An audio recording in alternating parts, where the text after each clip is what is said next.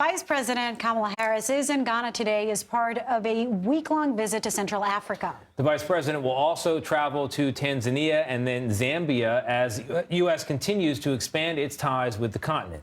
Harris's visit is meant to focus on economic development, climate change, food security, and a rapidly rising youth population in Africa.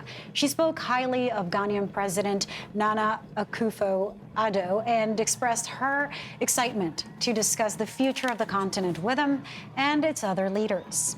We will build on the previous meetings I have had with each of them to strengthen democracy and good governance, promote peace and security, build on long-term economic growth, and strengthen our business ties.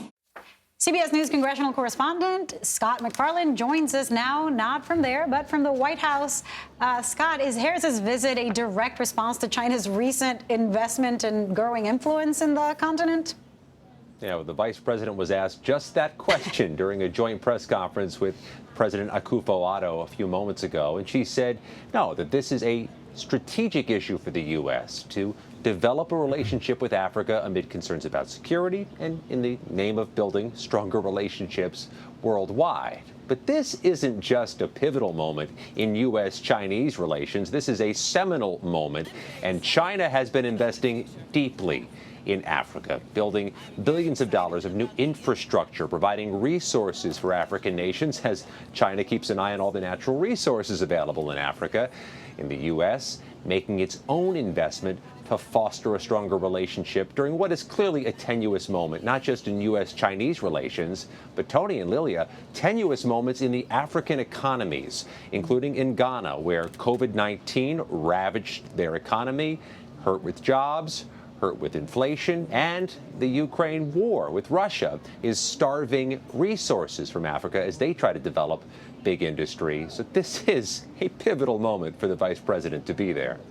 Well, so I'm going to be curious to know, and this is a tough to answer, but I'll put it out there anyway. Would we be making this trip, our government, the Biden administration, in the absence of China making such a push itself for influence in the region? Yeah, it's a good open-ended question, but let's add Russia to this as well, with Russia also having a foothold in Africa. Economically and strategically, it's also a pretty pivotal moment for U.S.-Russian relations. But it's also important to note that the former president's critics, former President Trump's critics, say he damaged these relationships by making a vulgar reference to African nations in 2018, and it's incumbent, as critics would say, on the Biden administration to rebuild those bridges, figuratively, and rebuild those relationships. All right, Scott Macfarlane, thank you for taking the time.